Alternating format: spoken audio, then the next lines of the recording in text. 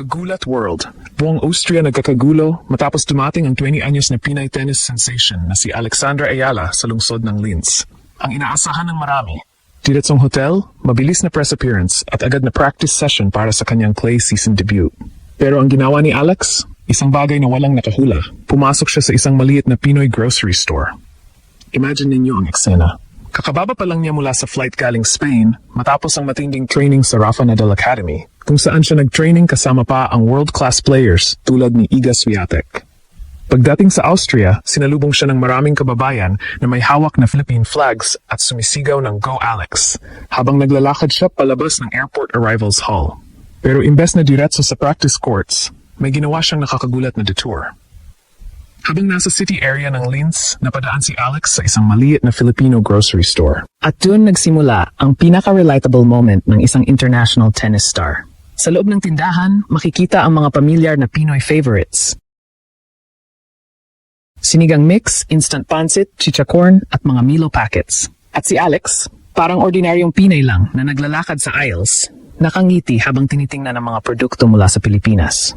Para sa mga kababayang nandoon, hindi sila makapaniwala. Ang world-class athlete na sinusubaybayan nila sa TV ay biglang nasa harap nila, bumibili at nakikipagkwentuhan na parang matagal na nilang kakilala. Ang simpleng moment na iyon ay agad na kumaalat sa social media. Sa loob lamang ng ilang oras, nagsimulang mag-trending ang balita sa Europe at sa Pilipinas. Ang pagdating ni Alex sa Linz ay hindi lang tungkol sa tennis. Ito ay naging simbolo ng isang atleta na kahit nasa world stage na, dala pa rin ang init ng pagiging Pilipino. Saan man siya mapunta. Pero ang mas malaking tanong ngayon, matapos ang viral arrival na ito, handa na ba si Alex na gulatin din ang buong tournament sa kanyang unang laban sa clay court? Si Alex ay dumating na sa Linz at ang kanyang surprise visit sa isang local Filipino store ay naging instant viral. Imagine ninyo, airport arrivals hall puno ng libo-libong kababayan na may Philippine flags, chants ng Go Alex. At siya mismo, pagod pa rin sa flight mula Spain, pero ngiting-ngiti habang naglalakad palabas. Tapos biglang, sa gitna ng city tour o quick errand, pumasok siya sa isang maliit na tindahan na puno ng Pinoy favorites. Sinigang mix, chichacorn, at even Milo packets. Grabe ang down-to-earth moment na to. Fresh mula sa kanyang intense prep sa Rafa Nadal Academy at joint sessions with Iga Swiatek, ito ang unang hakbang niya sa Austrian soil para sa Upper Austria Ladies Linz Open. Pinoy pride ang sumasabog sa buong Europe. At maraming netizens ang nagsasabi na ito na ang pinaka-relatable at heartwarming arrival ever. Tara, samahan niyo ako habang i-rewind natin ang buong kwento. Mula sa flight landing hanggang sa grocery surprise at ang fan frenzy na nagpapatunay na si Alex ay hindi lang player, kundi true ambassador ng Pilipinas. Bago natin i-dive sa arrival chaos, balikan mula sa simula ang konteksto.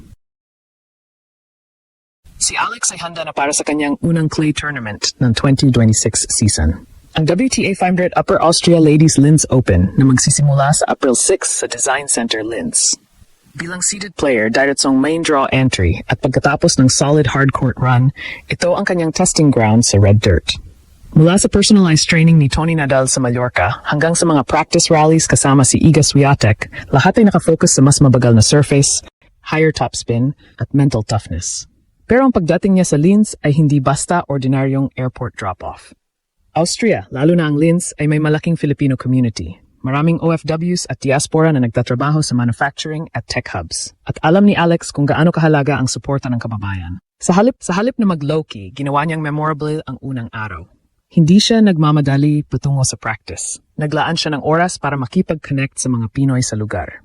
Parang sinabi niya na bago ang laban sa court, bago ang pressure ng tournament, kailangan muna niyang damahin ang home away from home sa Austria. Dumating ang araw ng arrival, 2026. Pagbaba ng eroplano, libo-libong Filipino fans ang nag-abang sa Linz Airport at sa paligid ng city. May mga may dala-dalang banners, flags at shirts na may Ayala print. Si Alex, paglabas niya sa arrivals, parang queen na sinalubong ng red carpet. Ngiti, wave at warm hugs sa mga unang nakakita sa kanya. Grabe ang energy. Parang buong Austria ay nag-transform into Little Philippines para sa kanya. Pero ang pinaka-unexpected, pagkatapos ng quick settling, pumasok siya sa isang maliit na Pinoy grocery store sa Linz. Sa kanyang Instagram story, ipinost niya ang loob ng tindahan na puno ng familiar products. Uy, Philippines, ang caption niya, with heart eyes at gem. Makikita siyang naglalakad sa ice, tinitingnan ang mga instant pancit, adobo sauce, at even local snacks na dala mula Pinas. Hindi siya nagmamadali, nag-interact pa siya sa may-ari at customers na nandoon. Parang ordinaryong Pinay na namimili para sa comfort food bago ang malaking laban.